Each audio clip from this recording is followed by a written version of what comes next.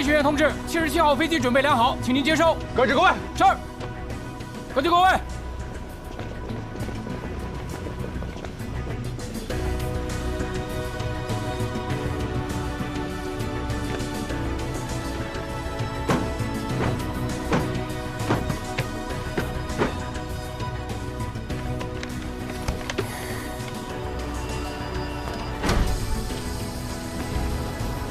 南海，我是动摇，准备完毕，请求起飞，请求起飞。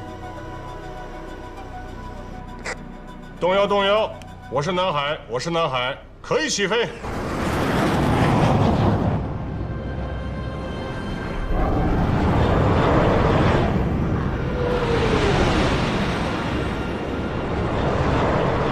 今天怎么飞？照我编制的程序去飞。重要的是把持住弓角。至于油门和操纵杆怎么配合，如何兼顾，你可以用尽你自己的办法。游戏上用过的也行。哦，这个问题我没法回答你。你这种朋友真是不值。我来帮你忙，出了事还得自己扛。好了，扛就扛，瞧我的。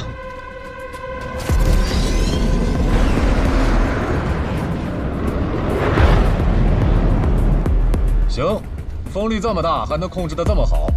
继续保持，注意程序，着舰失败迅速复飞。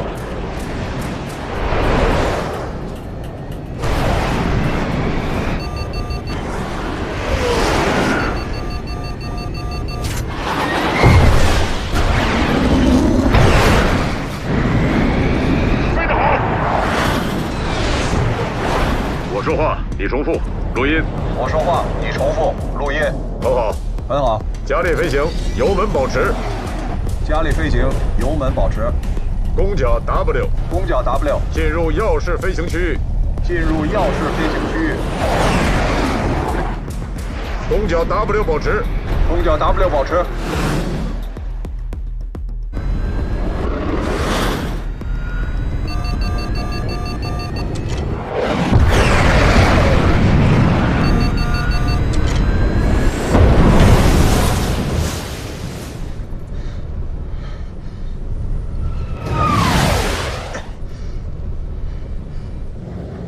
录音继续。第一次弓角 W 成功，时间1又1/3 P。录音继续。第一次弓角 W 成功，时间1又1/3 P。建林，刚才飞得不错，弓角怎么解决的？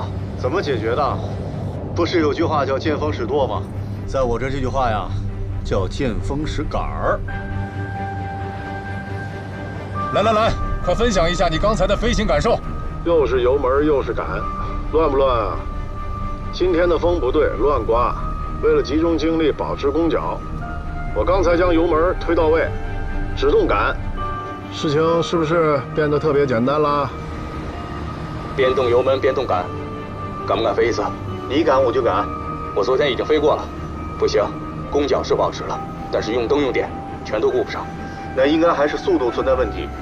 只要速度没问题啊，用灯用点都不应该有问题。而速度呢，由弓角大小决定。所以三者之间，用脚最重要。是因为准确保持速度最重要。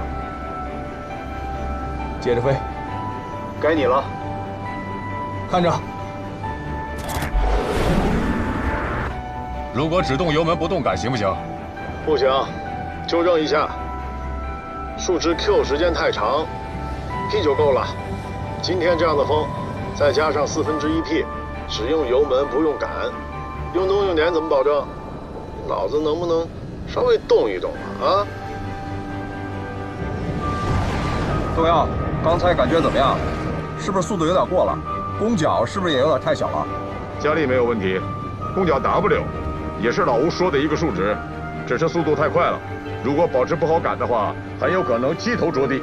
你是不是也觉得弓角应该大一点？对，弓角 W 到底是不是极限，还需要验证，不然我们就不知道这个数值还能不能飞。弓角还能再小吗？实验过了，不能再小了。下面我再试一试1又1/5 W。要不一会儿我飞吧？你逞什么能？在上面好好看着，有危险提醒我。明白。南海，我是动摇，请求再次试飞，可以试飞。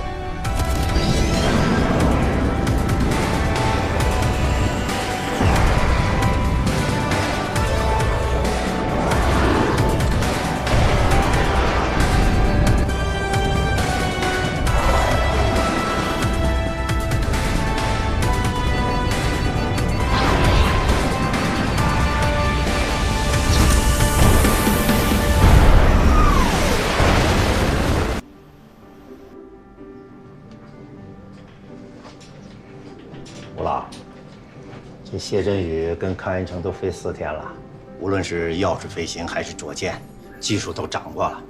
你觉得怎么样？要不飞完今天你休息1、2天？不，我休息不休息没关系，关键是谢振宇和康元成，你问问他们需要不需要休息。不过我如果是谢振宇的话，我现在就该想一想，这秦大帝在干什么呢？大帝啊，哦，他在永州休假呢。不可能，这7天对谢振宇、对秦大帝还有于涛太宝贵喽。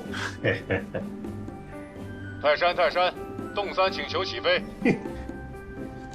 振宇啊，我是吴晴天，我想问一下，你今天打算飞什么？报告老师，我想对您讲的攻角范围再做一次测试，从中发现攻角和速度、用点、用灯光的关系。很好，又进步了。侯队长，让他飞。也许这7天当中啊，中国人就能攻克舰载机的着舰关键技术漏。好嘞。洞3，我是泰山，可以起飞。洞5同飞。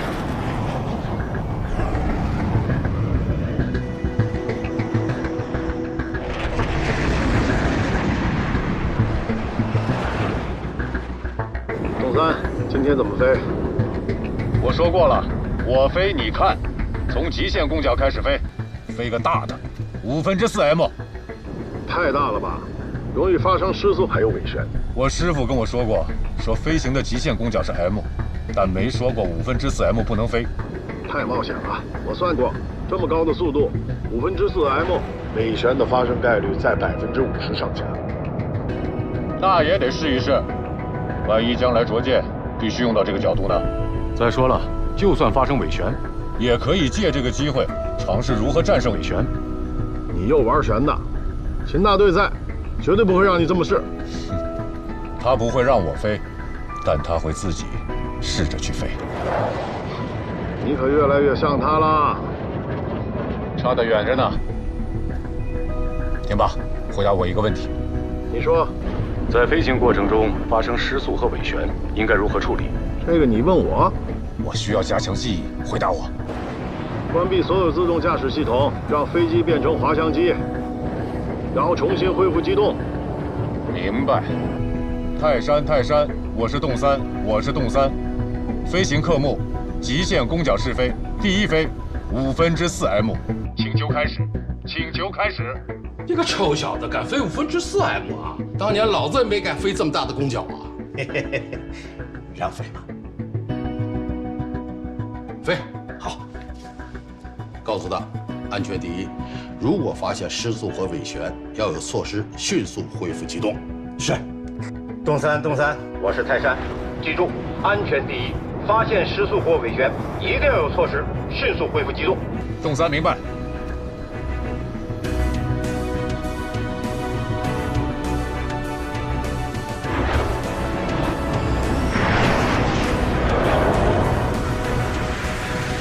盖雷，今天感觉还行吗？不行就算了，明天再飞。我能感觉怎么样啊？是你刚才那一飞啊，0.8W 攻角太小。我说万一在着舰的时候，迎面忽然一阵强风，你这个机头就得砸到甲板上。好吧，刚才我这魂至少被你吓掉40%吧。刚才攻角确实有点小，不过只有试过了才知道小。以后我们一次一次的加大，就会一次比一次安全，是这个道理吧？理论上是。实践、认识，再实践再认识，现在认识过了，应当实践了。攻角0.9W，我飞一次试试。哎，小心！下轮该我了啊！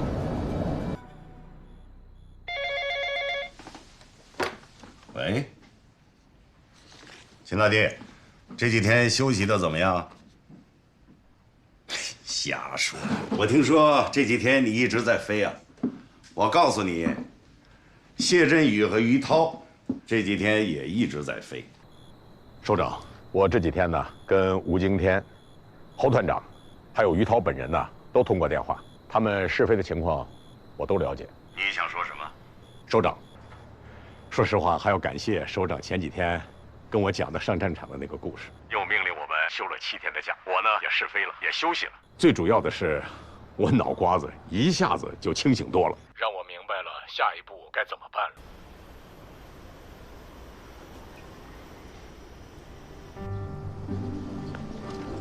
久等了，我来，辛苦，谢谢。哎，您慢点，哎，慢点，慢点。师傅，团长，回去了。走吧，走吧。那个别忘了，你到时候回来啊，陪我去钓鱼去啊。你一句话的事儿。那上车，走，走吧。走了，加油。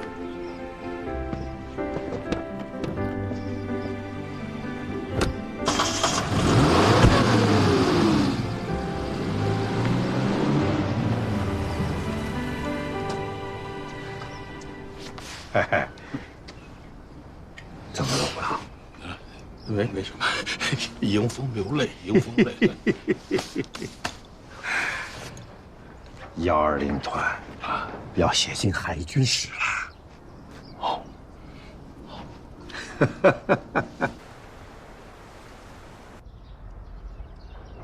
集合！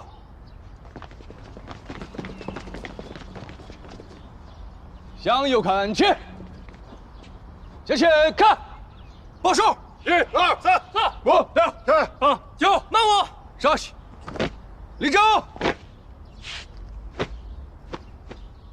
大队长同志，试飞大队集合完毕，应到19人，10到19人，请指示。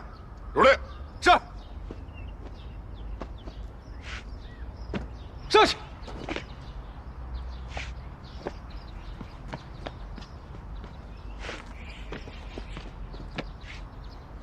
同志们，请稍息。5一长假已经结束了，该收收心了。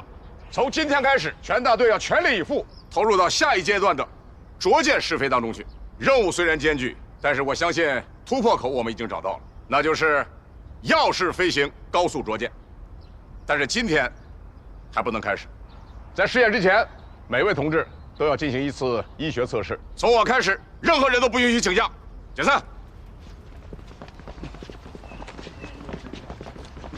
你能告诉我，你现在看到了什么？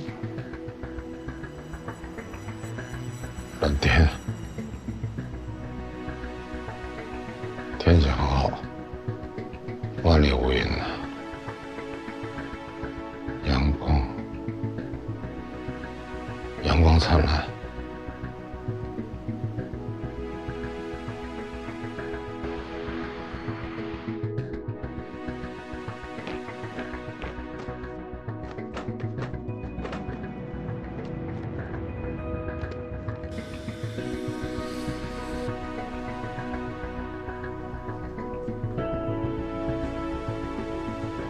居然睡着了，什么梦都没有。一个连梦都没有的人，是个什么样的人？没有梦的人是断绝了一切牵挂，一心做一件事儿，脚踏实地做事情的人。说得对。现在是他这段时间以来最好的状态。1、2、3，走！1、2、3，走！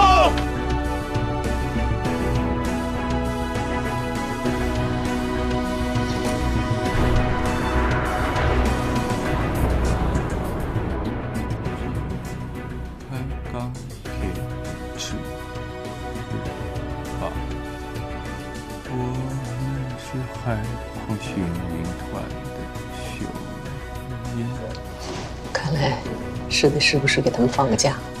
在跨世纪的航程里飞翔。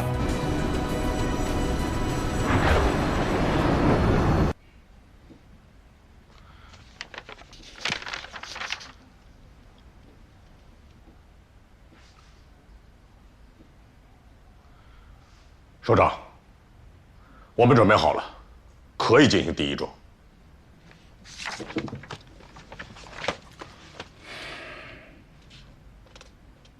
你同意他的想法吗？报告首长，起初我不同意，但是现在我同意了。陶子勇，有一阵子我都后悔让你到市匪大队来当这个政委。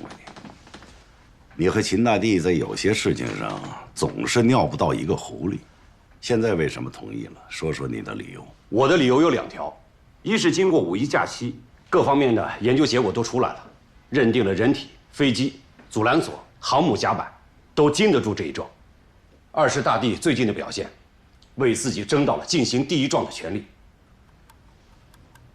就是说，你同意秦大帝来执行这第一撞？我同意。现在我决定，我同意试飞大队用耀式飞行技术高速着舰的第一次试验，这第一撞的任务由秦大帝来执行。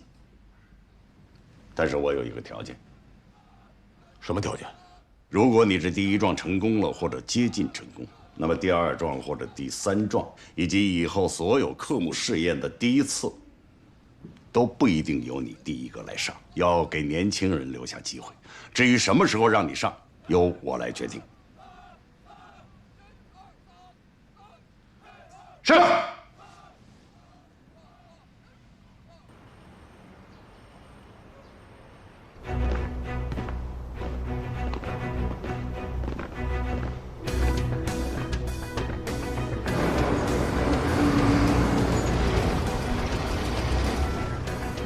向左转，靠近，讲一下，跟同志们再讲一下昨天咱们刚刚确定的手势。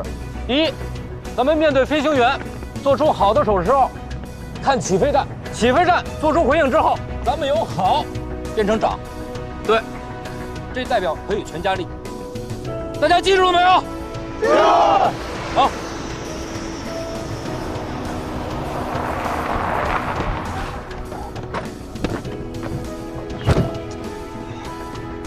首长，各单位都准备好了吗？准备好了，万无一失，滴水不漏。我们进行了最后一次检查，各勤务保证队伍都已经准备完毕，进入待命状态。我现在非常关心的是医疗保障分队，他们准备好了没有？也准备好了。为了应付意外，首长帮他们从总医院调来的各科专家都已经到位。另外，刘敏杰主任在基地医院留守待命。哦，既然箭在弦上，开始。是。首长命令，开始。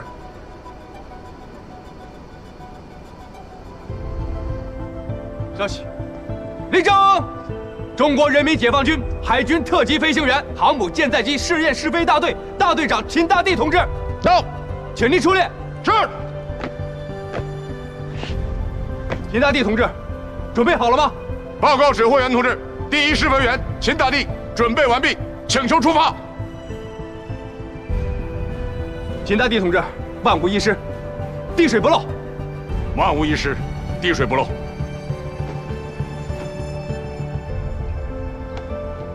出发。是。解散。大弟，中午给你多加俩菜，等着给你庆功啊！沉着冷静啊！姚队长，我还有个问题，说。一个伟大的飞行员应该具备怎样的素质？谢谢你，振宇，明白了。请您记住自己说过的话，心无片云，静如止水。明白。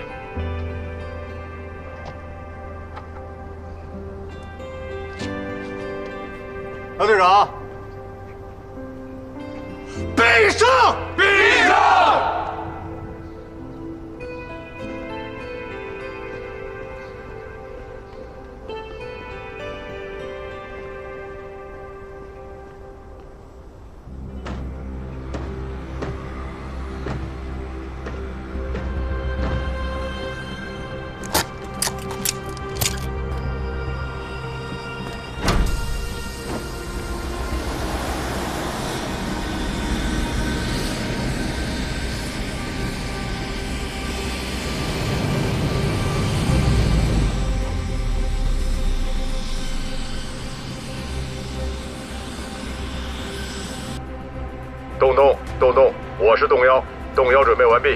起飞。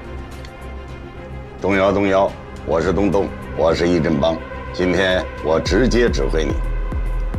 你准备好了吗？动摇明白，准备完毕，可以起飞。准备完毕，可以起飞。同意起飞。起飞。动摇明白。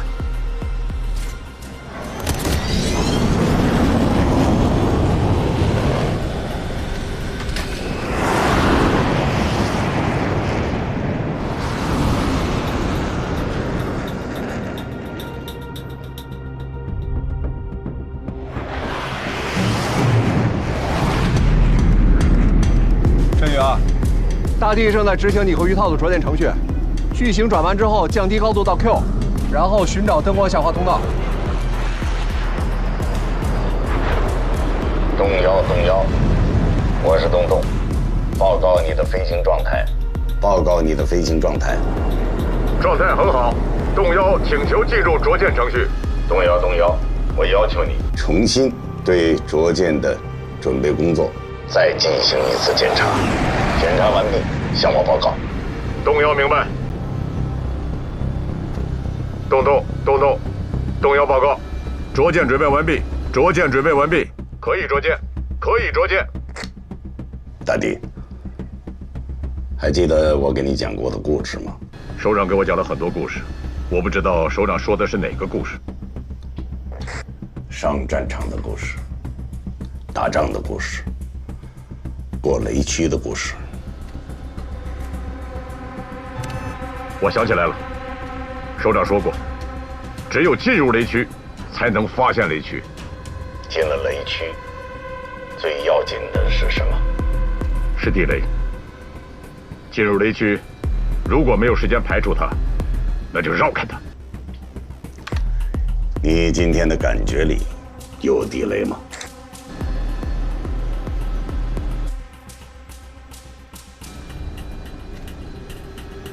有。告诉我，它是什么地雷？是拉发引信雷还是压发引信雷？我心里的地雷，我现在已经发现它了。谢谢首长的提醒。现在我懂了，和将来每一次着舰比起来，今天其实就是一次普通的着舰。说得很好，这就是一次普通的着舰。动摇动摇，我是东东，听我的命令，准备着舰。同意着舰。动摇明白。现在进入着舰程序。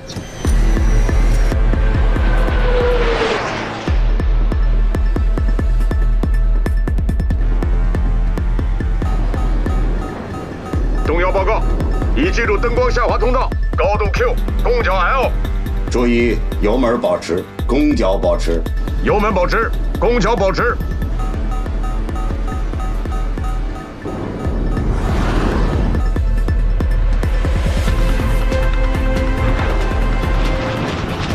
注意，根据风速，把攻角调整到最佳状态。动摇明白。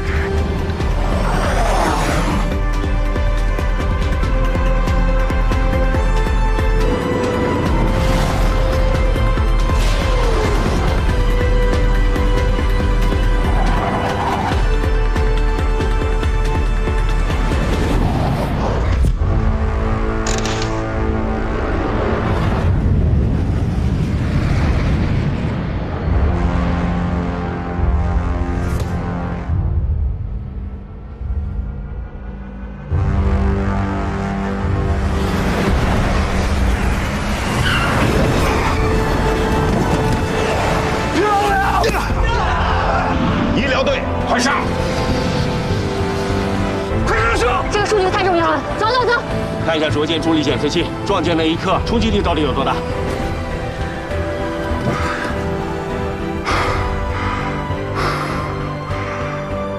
看到没有，像打枪一样准。看来钥匙飞行加加速着舰这个办法是对的。对。大队长，大姐，大队长，哎呀！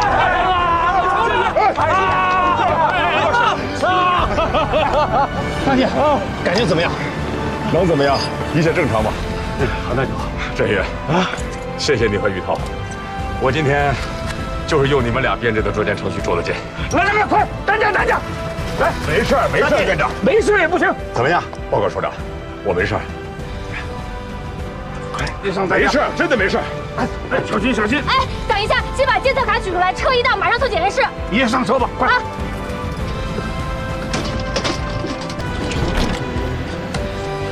梁大宝，太好了！咱们的监视物经受住了考验，这说明咱们的结论是正确的。不但是这一次，就算以后千百次的撞击着舰，都不会有任何问题。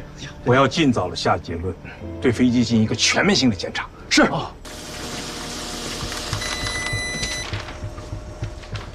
周总，数据出来了，先拿去分析。好。你们这组的数据怎么样？已经全部出来了。你看这些指标啊，都非常正常，非常好啊。没问题吧？哎，没问题。起来了，您赶紧先坐下。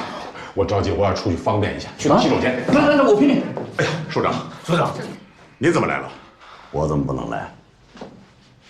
大弟，你怎么样？我很好啊，我刚才就跟他们说，我说没有问题，但他们不相信，非要把我拉到这儿来，浑身上下检查了一个遍，结果证明还是没问题。真的吗，何院长？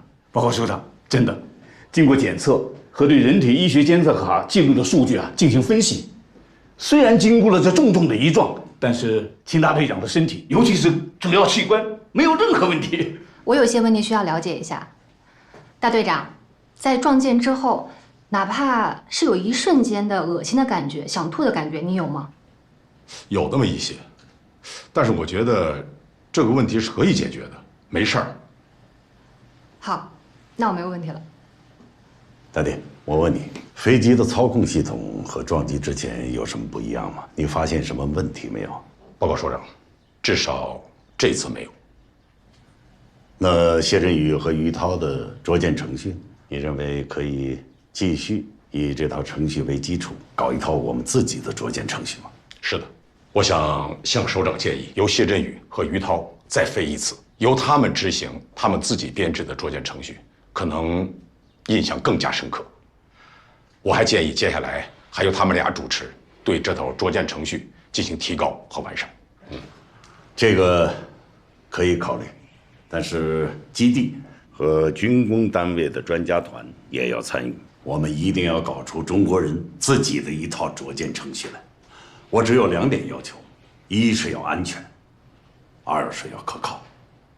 是，首长，如果再经过谢振宇和于涛他们的试飞，证明这套捉奸程序可行，那么我们下一步就准备用这套捉奸程序进行捉奸训练，先在陆地上练，然后再把它搬到舰上，在整个训练过程当中，仍然可以对这套程序进行完善。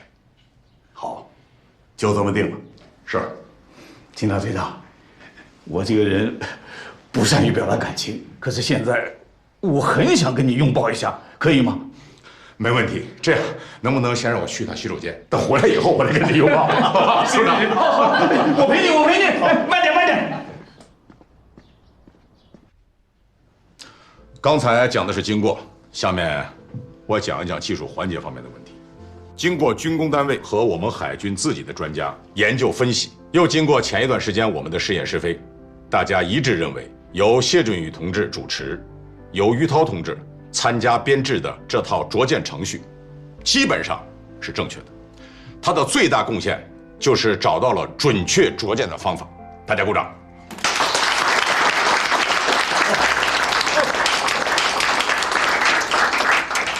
同志们，技术虽然被我们发现了，但是这中间还存在很多的问题呀。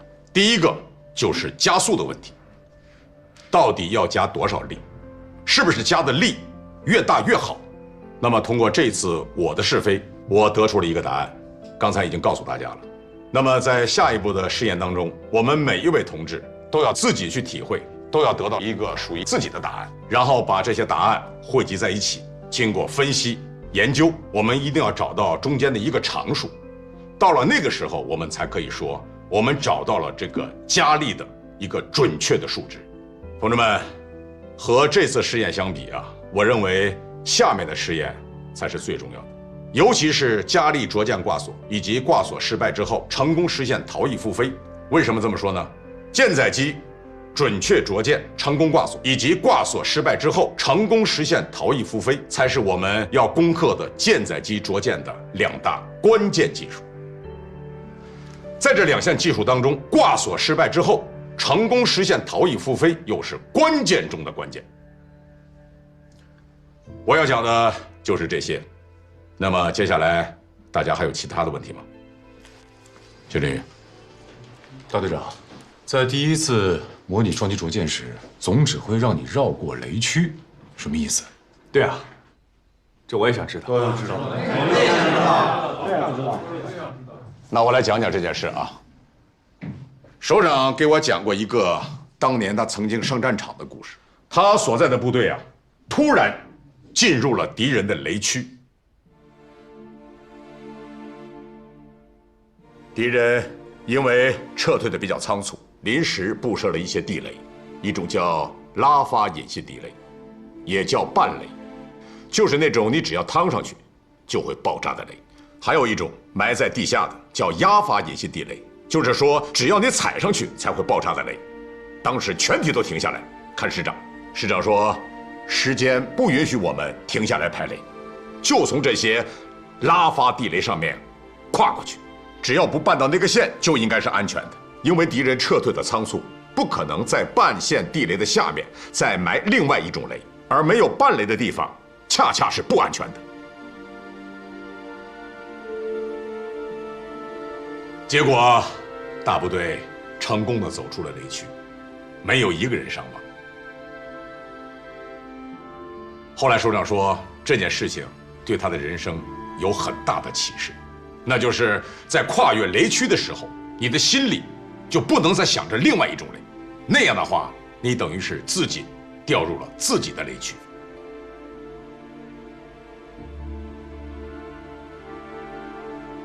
前几天我在试飞的时候，当飞机升空的那一瞬间，我当时心里想，这是我以及本大队的第1重，我应该沉着，要冷静，想了很多很多。那一瞬间，我就突然想起了首长说的这番话。我不就是自己掉入了自己的雷区了吗？这跟以后我们在航母上千百次的起降相比，就是一次普普通通的着舰呢。我一想到这些，心里啊就没有一片云，心如止水。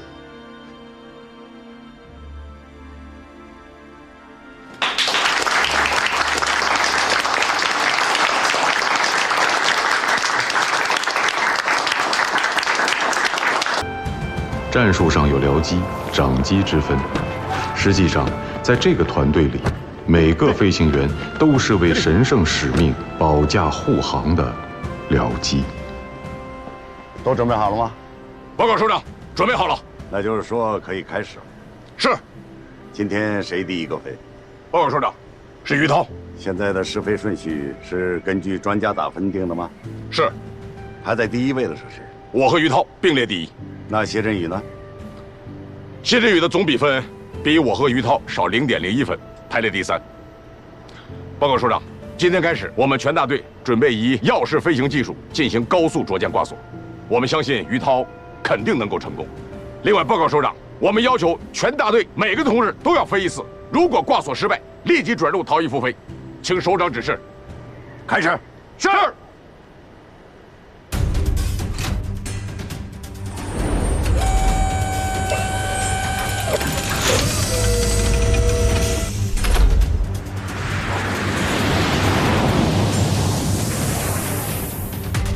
动1，动2呼叫，动2呼叫，动2请求着舰，动2请求着舰。动2，我是动1，可以着舰，按照着舰程序可以着舰。动2明白。复述一遍。按程序着舰。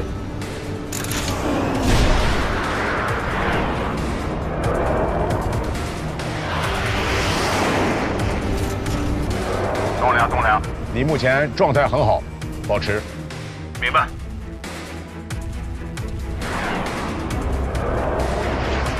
动2，我是动1，保持弓角，在规定高度放下尾钩，不要想着阻拦索。挂锁不成功，立即转入逃逸复飞。挂锁不成功，立即转入逃逸复飞。栋梁明白。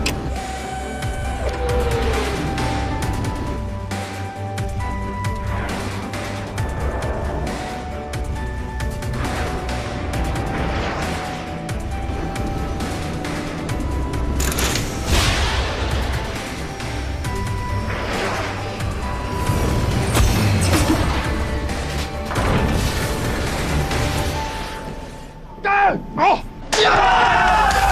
一号第一次模拟边防成了。报告首长，中国海军舰载机试飞大队试飞员于涛第一次耀式飞行加力撞击着舰挂锁成功。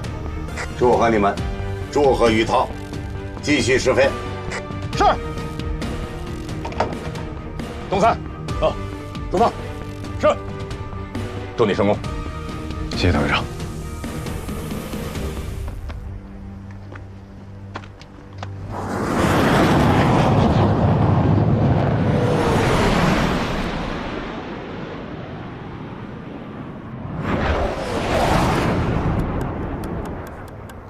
东三，状态良好，保持。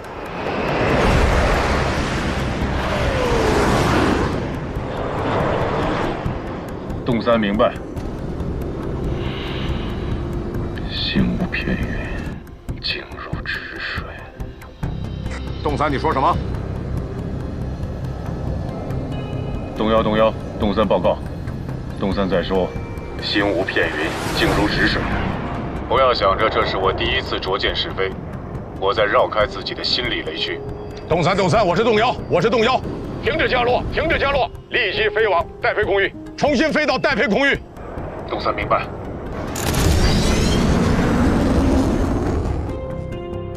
东幺，东三报告，东三请求指示。东三，我是动摇，心里想着绕过雷区就是雷区。你还没有做到心无片云，静如止水，你还能不能飞？不能飞，立即着陆，不要着舰，立即着陆，不要着舰。东三请求着舰，东三，我是动摇，你真的还能飞吗？回答我，你还真的能飞吗？动摇，东三报告，东三请求着舰。东三，我是动摇，可以着舰，谨记技术要领。东三明白。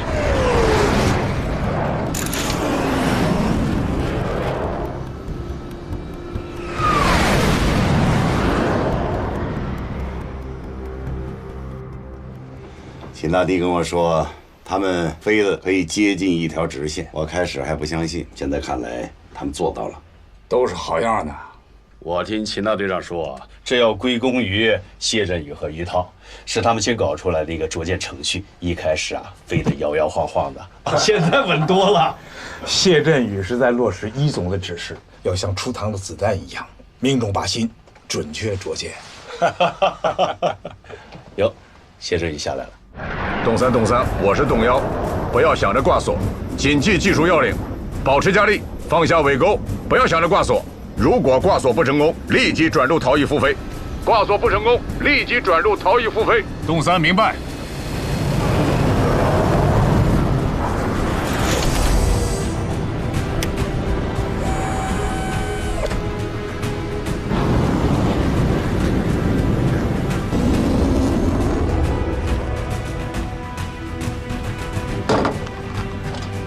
地面分队，降下阻拦索。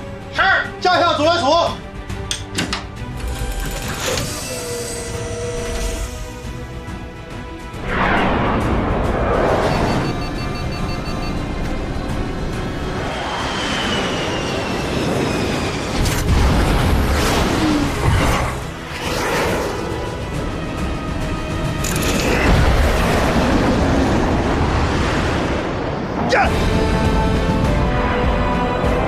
振宇，祝贺你第一次逃逸复飞成功！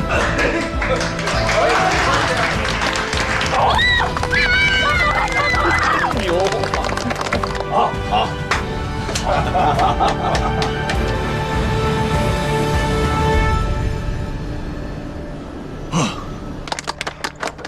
潘营长，去量一下它飞起来的距离。是，不用了，这个工作我们来做。我已经让他们去测量一下复飞的时间和距离了。秦大队长，你们刚才这一会儿突破了2大技术，一是着箭挂锁，二是挂锁不成，逃逸复飞。你们真是了不起啊！啊！动幺，动3请求降落，动3请求降落。动三，我是动幺，准备正常降落，动3明白。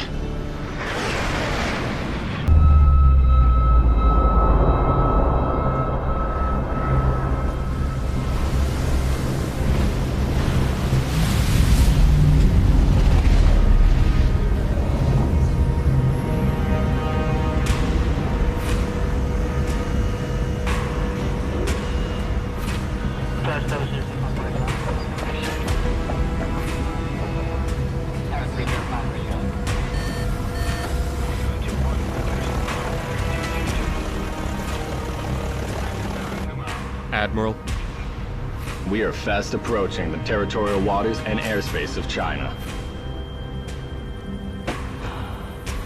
The ocean and sky have no boundary markers. Whoever has the power to reach them is theirs. Notify Commander James to take off as planned. Yes, sir. Commander James, clear for takeoff. I repeat. Commander James, you are clear for takeoff.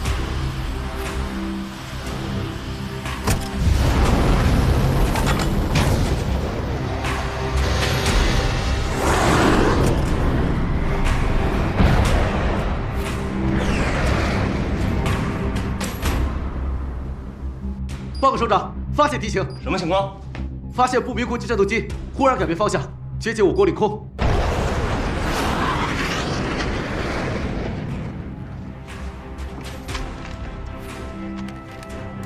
命令：动1、动2，起飞。动1明白。动2明白。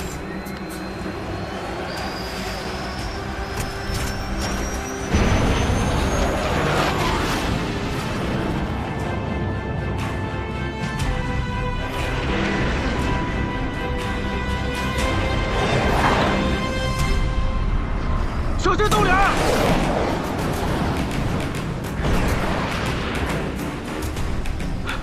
小心啊！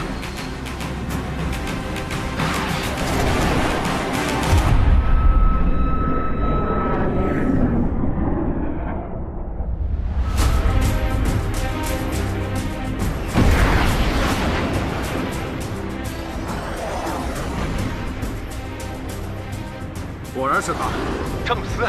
这鬼崽子向咱们挑衅呢！他是在向你显摆呢。看到他机翼下面那俩玩意儿了吗？没看清，真是笨死了。那是最先进的空空导弹。团长，他在你身后。有数。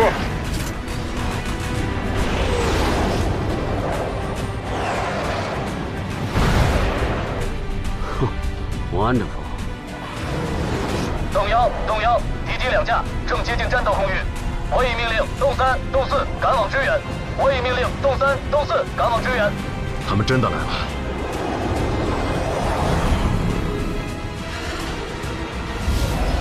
Have locked in formation. Left the missile.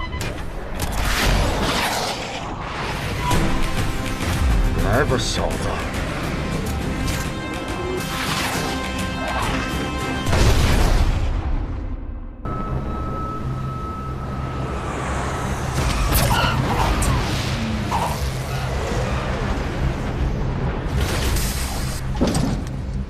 Commander James, report your results. I repeat, Commander James, report your results. James reporting. Mission is not accomplished. I need to refuel. I want to take off once again. Commander James, you're requesting to take off once again. Please confirm. Commander James, you've requested to take off once again. Please confirm. I request to refuel and take off again and enter China airspace. I request to take off immediately. I need to enter China airspace once again. It seems our dear Commander James encountered an enemy today. He's our hero, and the most powerful weapon we have to conduct tests on Red China. But can't always let him act as hero alone. If he's shot down by the Chinese, the President will personally take care of us.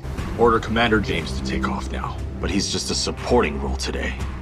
So who's really in charge today? The 2 fighter jets that took off after James.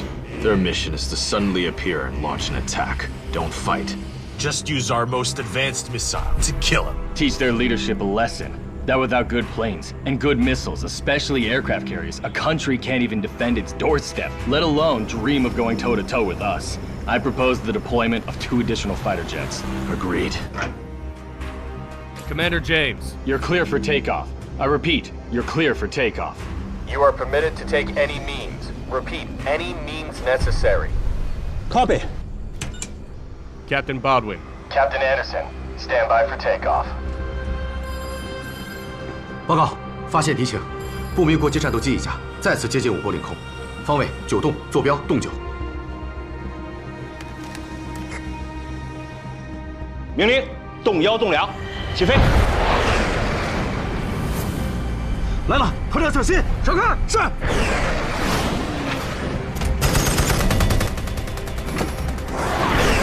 团长小心。洞1，洞1，敌机2架正接近战斗空域，我已命令洞3、洞4赶往支援。我已命令洞3、洞4赶往支援。他们真的来了。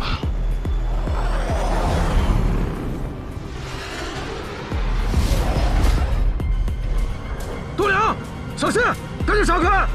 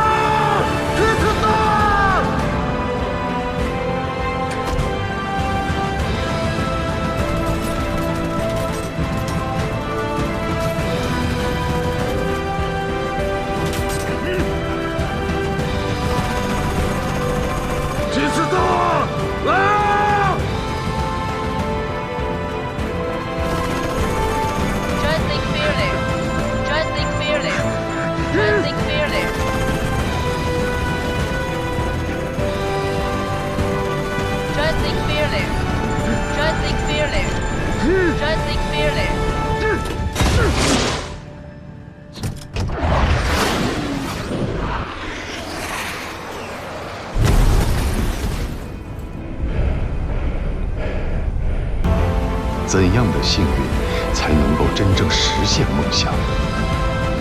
这里讲述的就是一个3代中国人民解放军指战员执着追逐中国航母梦，并终于让我们这一代飞行员实现了在航母上一飞冲天的故事。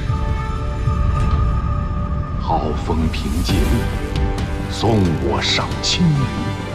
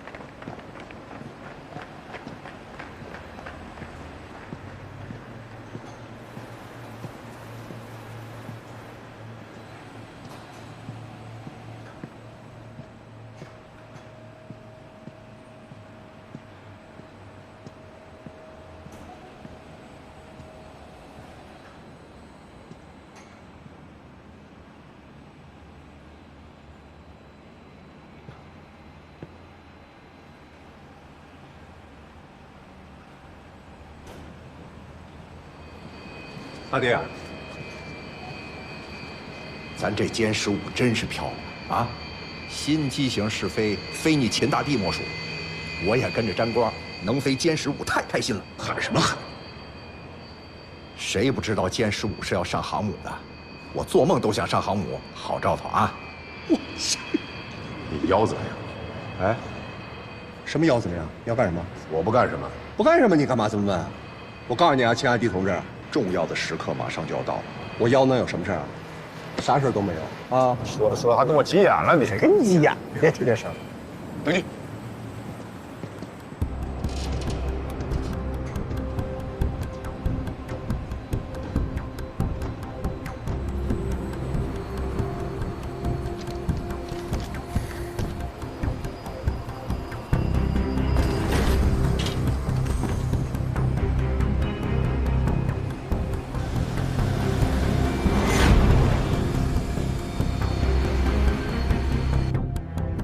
张团，介绍一下咱们试飞员的情况。秦大帝，中国海军功勋飞行员，本团的老团长。他搞过试飞吗？我们过去一直在跟空军的试飞员合作。您放心，但凡入列海军的飞机，首飞都是他完成的。好。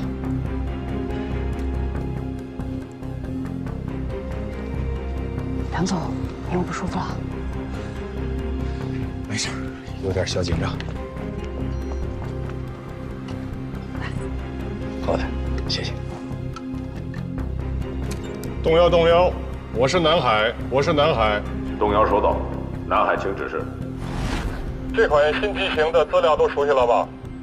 熟悉过了。好的，再重复一下任务，主要实测新战机的 T 战术性能。海军装备部门特别强调，这是首次 C 类项目试飞，他们等待你的试验结果。今天你主飞，强子升空配合你。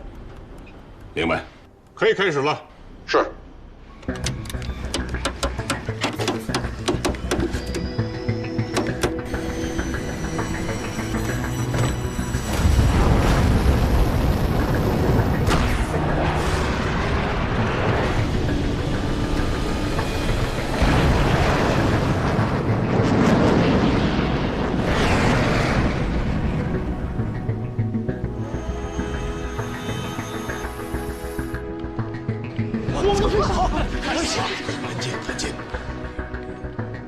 栋梁，感觉如何？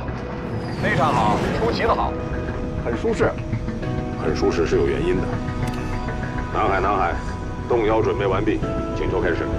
我是南海，检查飞机状态，检查飞机状态。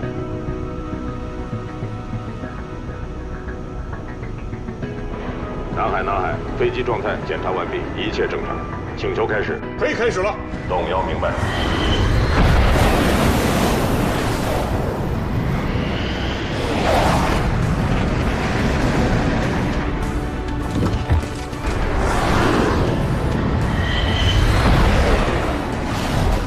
大弟，这什么动作？梁总，这什么动作？这太危险了！这试飞员干什么呀？动摇，动量提醒，注意安全高度，注意安全高度。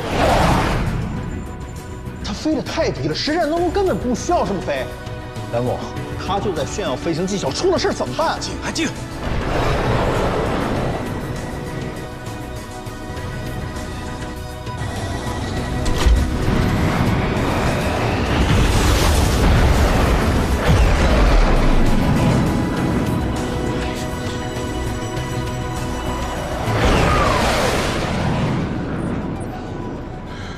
这个试飞员的抗过载能力太强了，这么小一个角度，加力俯冲加爬升，他扛过了。梁总，这不是加力俯冲，这是钥匙飞行。动摇，你表现极好，可以做第2个动作吗？如果感到疲劳，可以返航。明天继续。南海，我是动摇，可以再做一个动作，做完下一个动作立即返航。动摇，明白。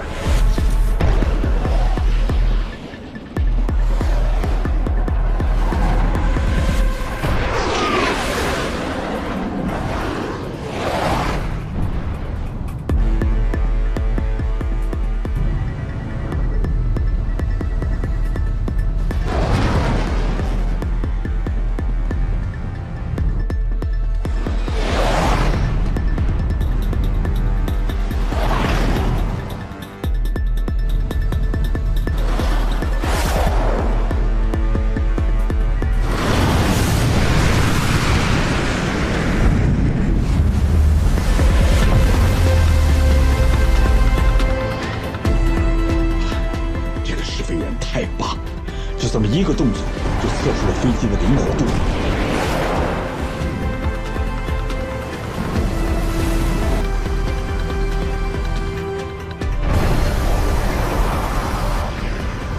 大家别紧张，试飞员正在测试飞机在特殊情况下的稳定性值不值得信赖。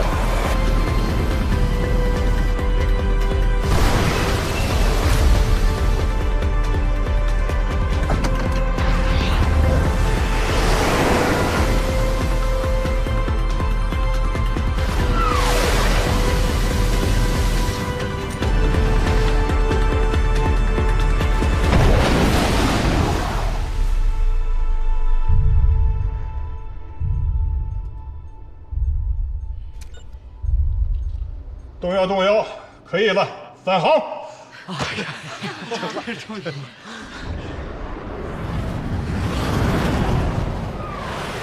动摇，刚才你2次向海面俯冲，速度这么快，什么技术？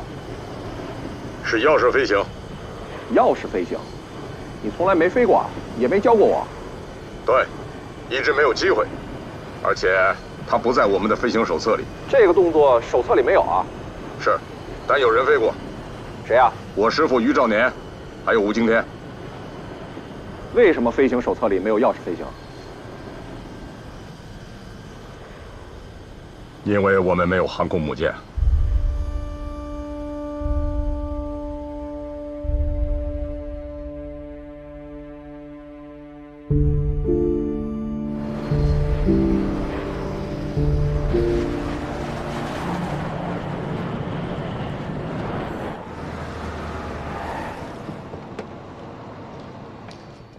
杨团长，辛苦了。舰载机研制总体单位的总工和他的团队想要见你，被我拦住了。但是一定要求我向你们表示感谢。怎么了？梁总说了，如果没有你们今天的试飞啊，他们都不敢相信自己造出了这么优秀的飞机。是啊，我们也没想到啊，我们的国产飞机性能这么优越。强子，到，你先上车。啊？回避一下。是。张团，但是我跟你说啊，有啥好事别忘了我。这墨迹。老秦啊，你的事儿呢，市里已经报到海军，本以为不会出什么岔子，但是有个新情况。什么情况？昨天海军来通知，由海军舰载机试飞员选调办负责所有人员调度。如果这次你还是走不了，我都不知道说什么好了。试飞员选调办，知道了。没有别的事儿了吧？没了。那我走了。哎，大弟，识别报告，明天写好了我会给你的。好。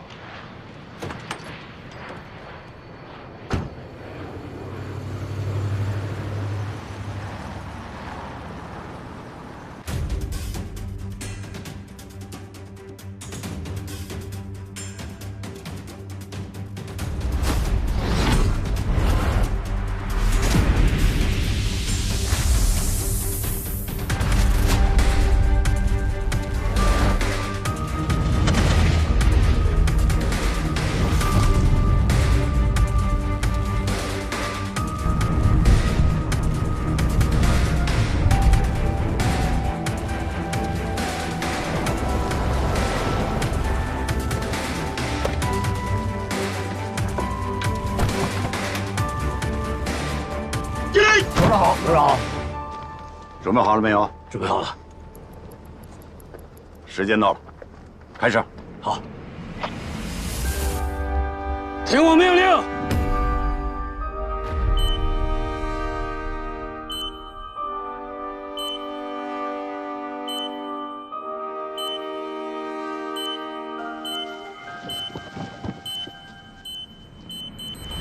起帽。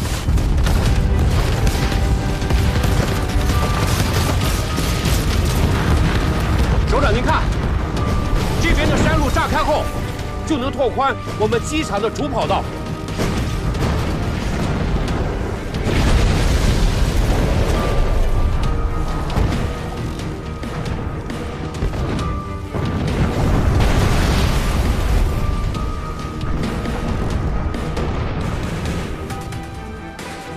我让你们选的地方想好了没有？想好了，同志。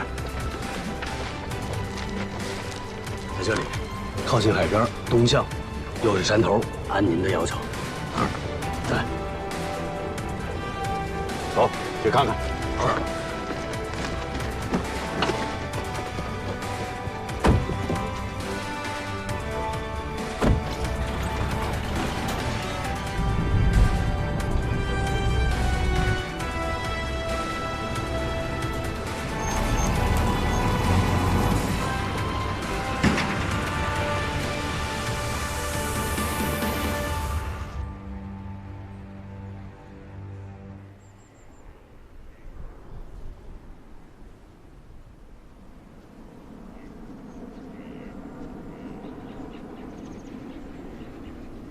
稍微慢点，就是这样。首长，您看，这儿您还满意吗？这地方好啊，面向大海。这山叫什么名字？磨盘山。磨盘山是，从现在起改名叫英雄山。是。首长，要是有人问留下这块地做什么，我怎么回答？打过仗的人不会问这个，你可以告诉他。这是战争准备过程中的最后一部分。明白。走。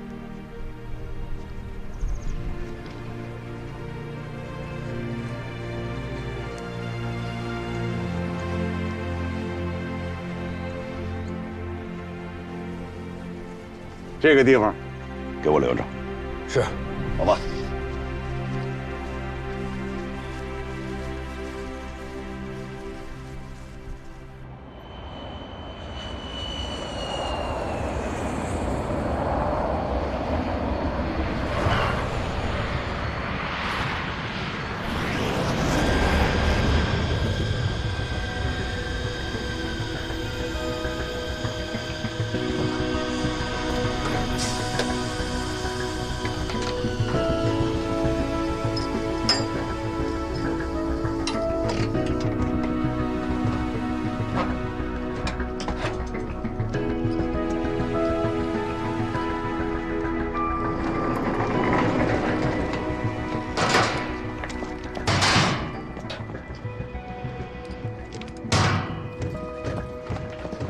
铁志远，听说了没有？听说什么呀？别跟我装傻。那件事，你什么想法？我的想法就是，你作为我的僚机，你能不能一步不离的跟着我？你看你刚才飞的。我还得怎么跟呢啊？我跟你在天空上拧麻花啊！我告诉你啊，只要你能跟得上我，你就是全海航最好的僚机，那件事跟你就有关系。你少来吧，你变相说你是全海航最好的长机，不就是吗？一上天就想争第一，我跟你说，你这就是一种病。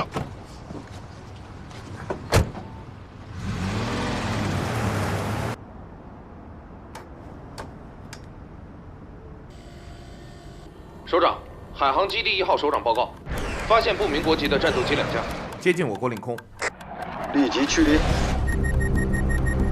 两栋，接近目标，接近目标。明白。就在前面了。长江让我盯住你，不能像上次那样越过作战区域。亮翅膀。明白。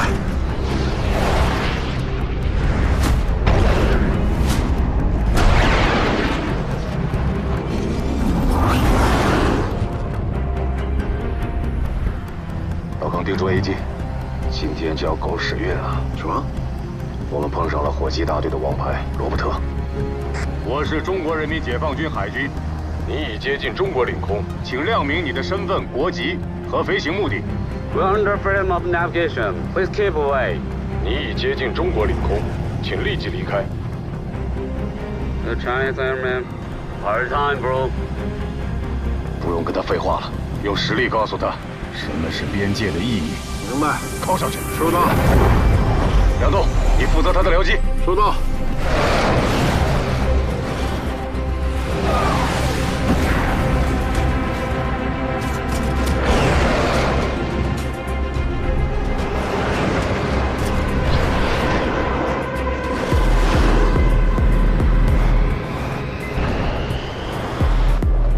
洞11、洞12，目标已经出现在 S7E 海区，已有2架海军飞机投入驱离，要注意敌我识别。洞11明白，洞12明白。我们的任务，待机支援，并在敌机试图接近时，果断予以驱离。洞11明白，洞12明白。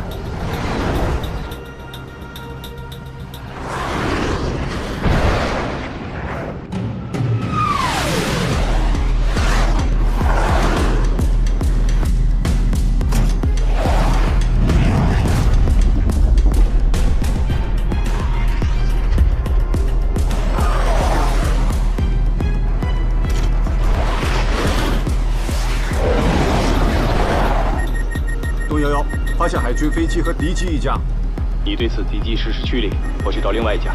洞12明白。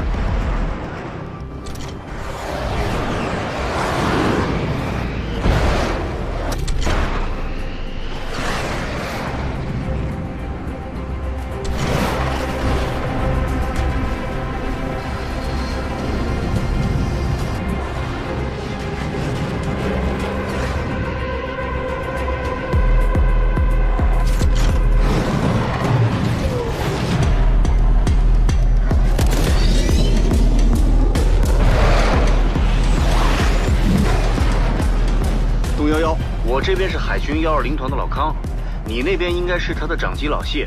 你们马上就要越过作战区域了。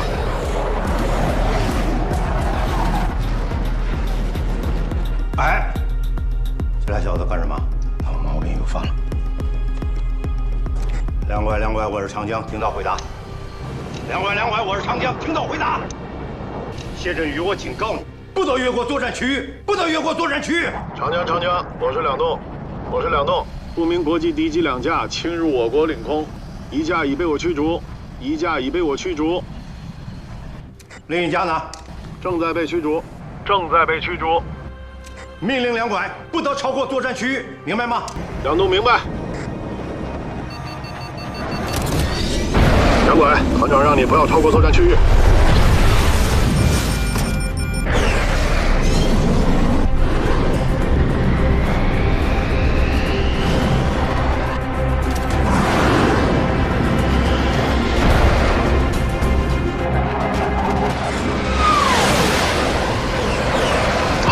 漂亮，老谢，这个翻身漂亮。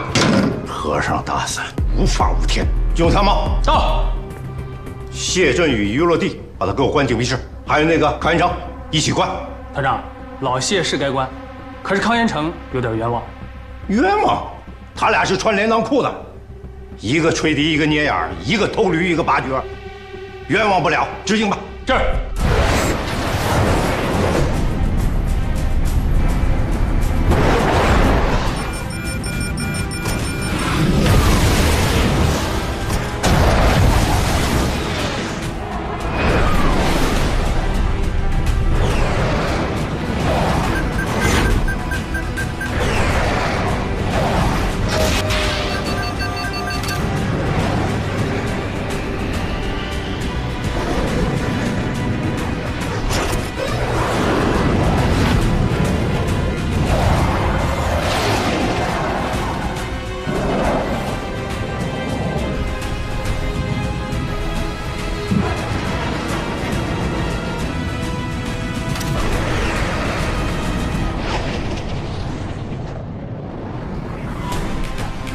两拐，敌机已被咱们驱离，返航吧。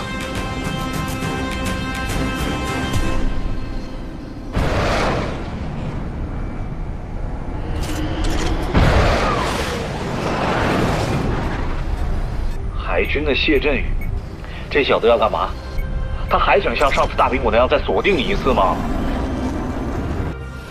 两拐，你在干什么啊？我命令你马上脱离，立即返航！我命令你马上脱离，立即返航！洞11已联系海军，命令对方脱离，你率先脱离，马上执行。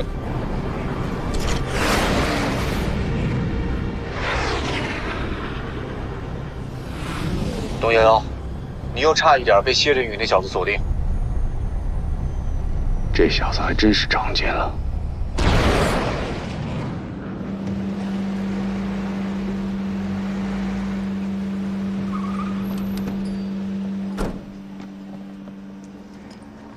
赵参谋，你怎么来了？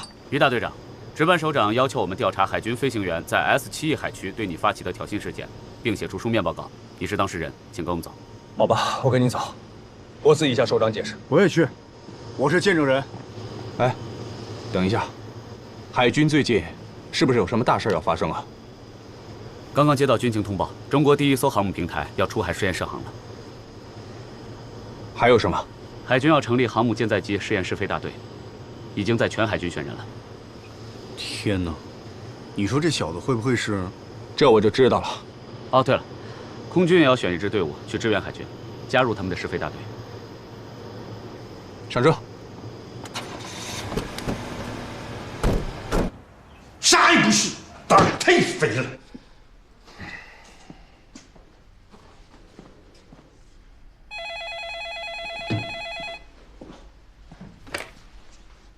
关进去了啊，很好，就让他在里待着，不听他说。他说什么？他差点锁定的是于涛，真的假的？真的假的？真的？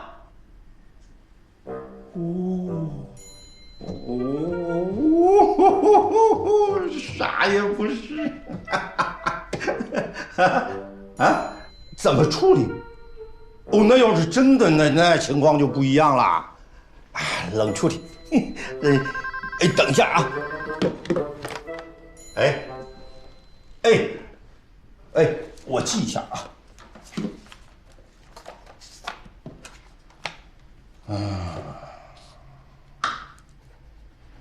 海军通知。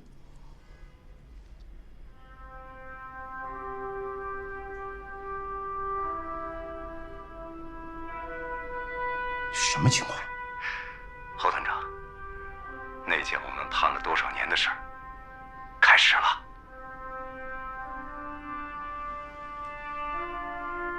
这么说，我们赶上了。对，赶上了。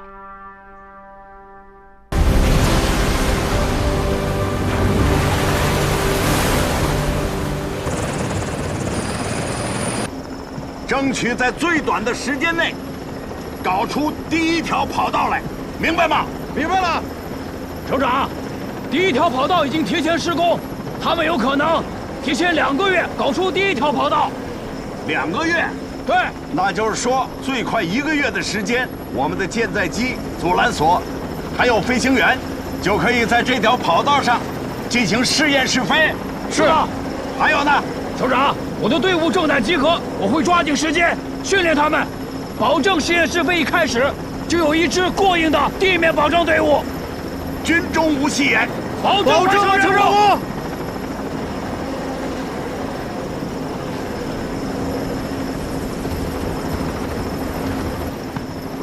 老刘，从今天开始，我们就要掐着日子过了。嗨，早就习惯了，哪回不这样啊？苦啊！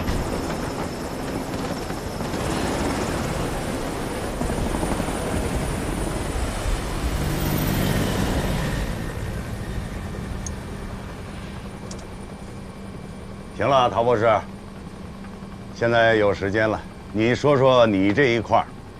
报告首长，组建舰载机试验试飞大队是和航母试验试航同等重要的大事，我的工作已经展开了。不要说废话，说你们的工作进展到哪一步了？根据首长指示，我们在海军最优秀的飞过3代机且飞行时间达到800小时的现役飞行员中进行了初选。另外，从空军飞行员中遴选试飞员，支援海军的工作也已经开始了。这是我们的初选名单，您看一下。于涛，于涛是空军飞行员王牌中的王牌，连续5届金头盔空中对抗竞赛的冠军。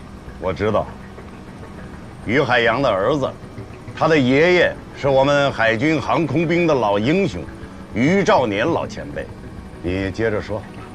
首长一定担心我们能不能把于涛弄过来。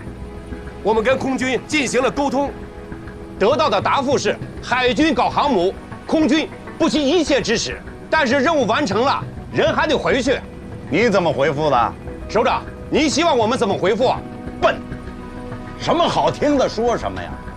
至于人来了，我们让不让他回去？我明白了，首长，既来之则安之嘛。行了，挖墙脚的事儿咱们就不谈了。现在说说咱们自己的事儿。试飞大队由谁来领军？你们考虑过了吗？我们觉得这应该是首长您考虑的问题啊。这上面怎么没有秦大帝的名字？秦大帝今年44岁了，对战斗机飞行员来说，已经到了极限年龄。秦大帝和你是一代人，不是吗？是，首长，我是这么想的。航母战斗力的最重要部分，应该是年轻的一代人。你在哪里发现有比秦大帝更合适的人选吗？目前还没有。那你说什么废话？秦大帝现在怎么样？申请转业，团里报到师里，师里同意，已经上报海军了。转业？胡闹！谁干的？秦大帝不能转业。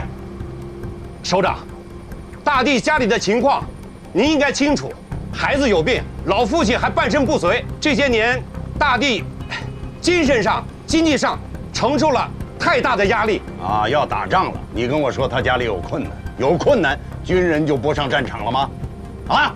通知101团，让秦大帝来报道，我要跟他谈话。是。车边起火！在。同学们，转弯是最常用，也是最实用的机动。它适用的情况是摆脱敌机的追踪和保持我们在空中缠斗的优势。出来一下，有事。我正在上课呢。亲戚的事。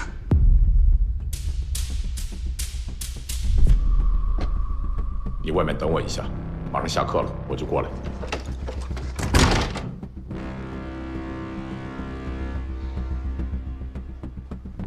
下面我来讲一下转弯机动的战术运用啊。有一点大家都很清楚，转弯时飞机的机翼与地面形成的角度越大，那么转弯半径就越小。而在空战中呢，转弯半径的大小将有可能瞬间决定你的生死。别起火啊！再等会儿。这，我还要再说一句啊，这一句不在教科书上，是我的经验。以后大家在战斗飞行中，一定要勇敢地去探索可以到达的边界。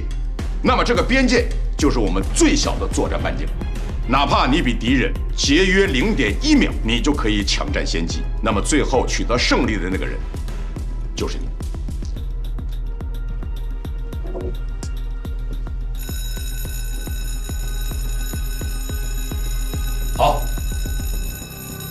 今天的课就到这儿，下课。起立。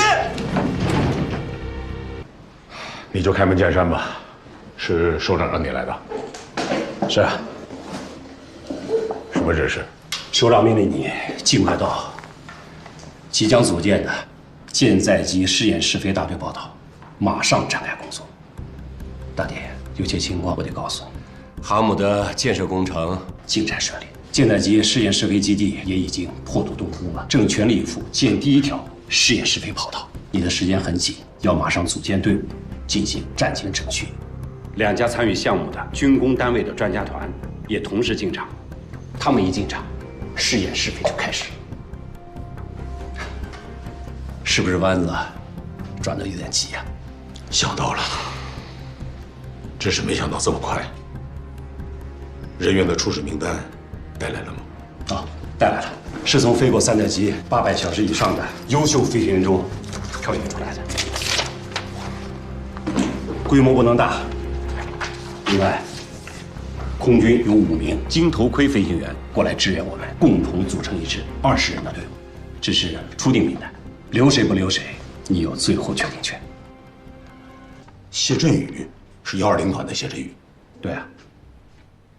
他是老吴的学生。是啊。这个谢振宇跟老吴非常相似。有一次训练时飞机故障，低空跳伞把脚给崴了，住了1个多月的院。这事我听说过，原来是他呀。你也一直在关注谢振宇。有人经历过一次飞机失事就不敢飞了，他不一样。团领导问他时，你猜他说了一句什么？说什么？他说连飞机都摔过了，别的事情就更不怕了。这小子可以。马上给我搞一份谢振宇最近的飞行记录，我电脑里就有。我现在就想要。你在家里不能看，只能去基地保密室看。嗯。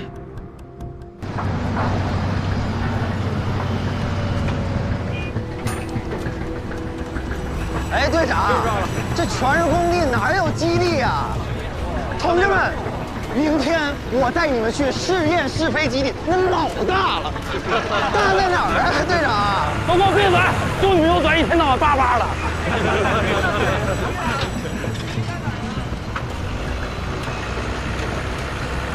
全体集合！来人！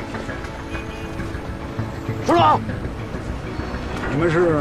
首长同志，海军舰载机试验试飞基地地面保障分队队长林凯率队前来报道。敬礼！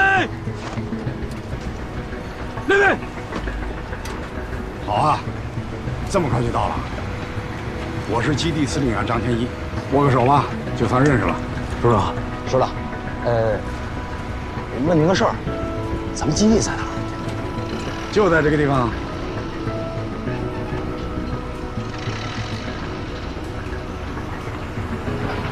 那我们在哪儿宿营啊？和我一样，大正网。虽然只是露营，但任务一天也不能耽搁。马上收起业务，训练队伍，保证2个月后上岗执行任务。是。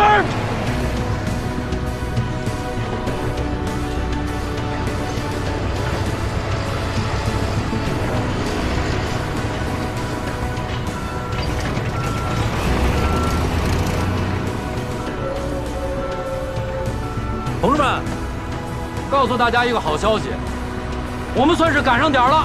虽然基地现在还是一个大工地，可是首长跟我们一起露营，这说明什么？说明将来我们就是元老。为了成为中国第1艘航母上的甲板指挥控制人员，咱们什么苦都得吃，什么委屈你都得给我忍着。如果说吃苦和受委屈是把刀，那就是这把刀。他雕刻出了中国军人最坚毅的脸庞。再问你们一遍，有没有让你敢？没有。好。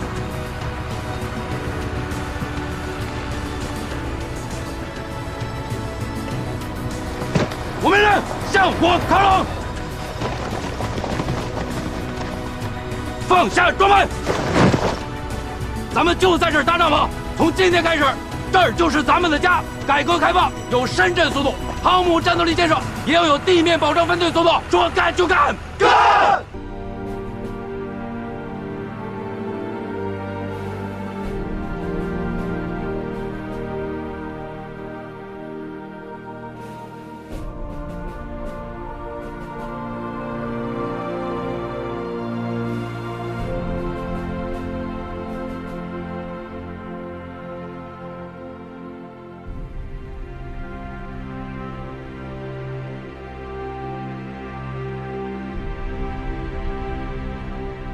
秦大帝，他点名要你去试飞大队。什么？二龙啊，秦大帝点名要你进试飞大队。他点名要我？怎么你很骄傲吗？不是，我是没想到。哼，我也没想到。但我跟你说这件事儿，就是要告诉你，人家是个什么人，人家才是真正的空中英雄、空中王牌，心胸开阔，知道吗？没有因为你这3年一直跟人叫板，人家就有别的想法，你学着点儿啊！哼，还有一件事儿啊，我跟你说了，对你有好处。我呀，就是想不明白。这个秦大帝，他为什么非要点着名要你去试飞大队呢？哎呀，想来想去，无外乎就这么2点啊。第一，他觉得你好赖是个人才。这个第2点呢，在他心里，你可能啥都不是。对，你什么都不是。你给我记住了，从现在到你去试飞大队还有5天，我给你约法3章。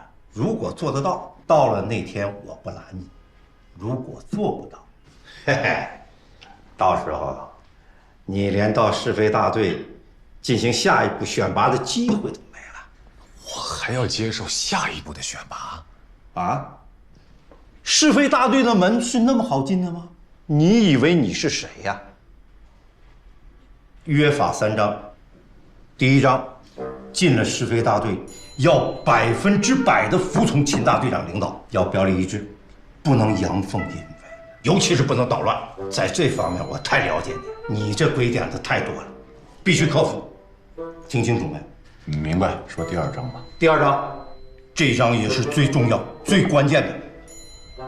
进了试飞大队，是要完成舰载机试验试飞任务，将来还要上舰，形成战斗力。那可不是你找机会去跟秦大队长挑战的，明白吗？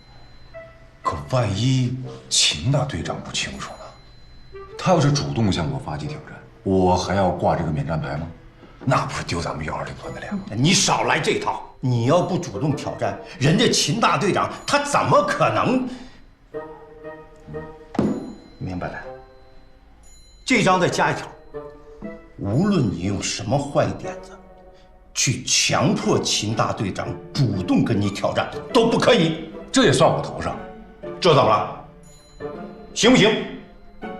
行。第3章，约法3章就必须有第3章啊！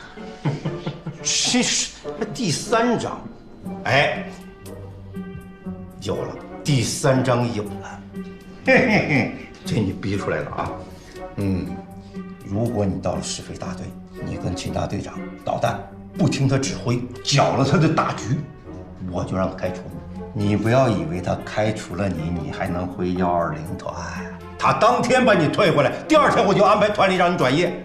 哦，听明白了？明白了。能接受吗？接受。但是，哎，不要但是，不讲条件，只讲接受。我都接受。好极了，您就放人。那这就得看你自己了。还有5天呢，啊，这5天老实给我待着，别弄出事儿了。弄出事儿你就去不了。另外你那个山地车也别骑了，万一摔断了胳膊腿儿，你还是去不了。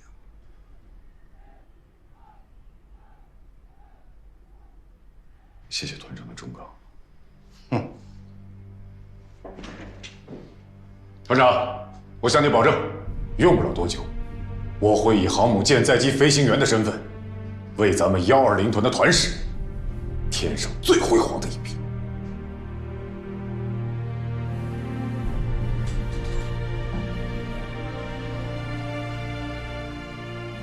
我等着。